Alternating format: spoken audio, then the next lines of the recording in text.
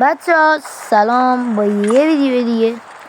بچه ها این همون اکانت است که من ساختمش. میخوایم بریم سیوش کنیم روی اکتیویژن. میام توی ستینگ، تعویض بالا رو میزنیم. این تعویض بالا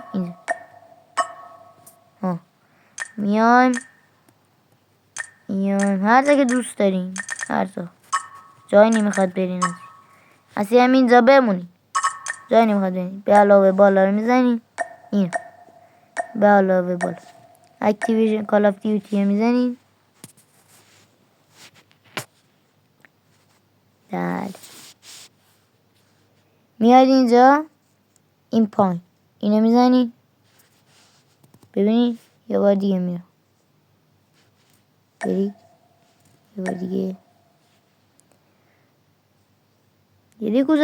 دیدین کجا گفتم اینجوری الان سیو نیست. الان هرچی بزنین ایمیل و اینا این سیو نیست.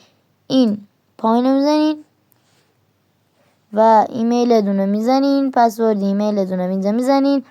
اینجا ریجن دونه انتخاب میکنین. ریجن اروپا گرون ترین ریجنه، یعنی پولی زیادی هم برش بده. این ریجن ایرانه. ریجن ایرانه.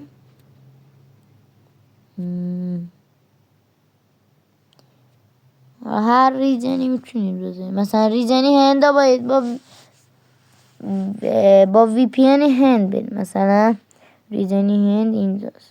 کوشش من بهش میگم ایندیا.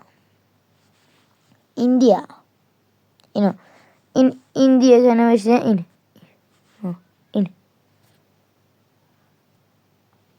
این باته میزنین و این دوتا تیکه میزنین. چون من ایمیل پسورد نزدم برام اینو نمیاره، این زرد میشه میزنین و سیو میشه. و اینم از آموزش ما. خدا نگهدار.